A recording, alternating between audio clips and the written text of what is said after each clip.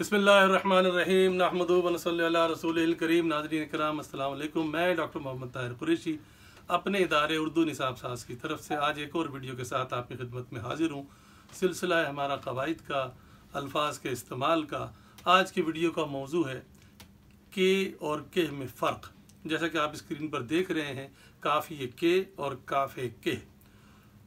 आसानी के लिए हमारी कोशिश ये होती है कवायद की चीज़ें हम आसान मिसालों के ज़रिए समझाएं और मुश्किल बहसों में ना पड़ें, क्योंकि अक्सर तलबा हम देखते हैं कि इसको लिखते वक्त गलती कर जाते हैं।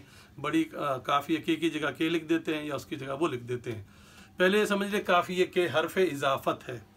हर्फ इजाफ़त वो हर्फ होता है जो दो इसमों को या फ़ेल के साथ मिलाता है या दो इसमों को आपस में मिलाता है, और यह तो मिल्कियत ज़ाहिर करता है या ताल्लुक़ ज़ाहिर करता है। अंग्रेज़ी में यूँ समझे के जो है ऑफ के मायनों में है।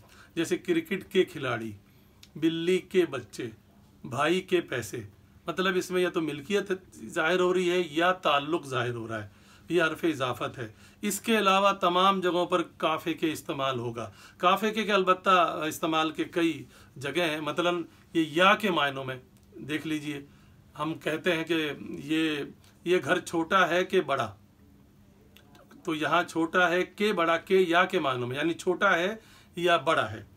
ये क्योंकि के मायनों में भी होता है कि बुरी सोबत से बचो कि इससे बदनामी होगी, तो यहाँ के मफहूम दे रहा है क्योंकि इससे बदनामी होगी।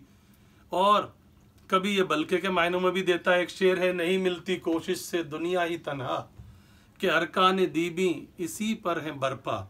तो यहाँ के जो है बल्कि के मायनों में है।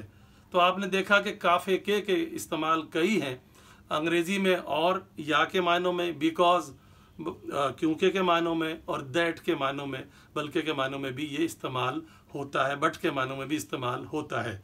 तो नाज़रीन कराम, इस मुख्तसर वीडियो से आपको यकीनन अंदाज़ा हो गया होगा कि काफ़ी के और काफ़े के इस्तेमाल में क्या फ़र्क है। हम इसी तरह मज़ीद मुफीद वीडियो लेकर आपकी खिदमत में हाजिर होंगे।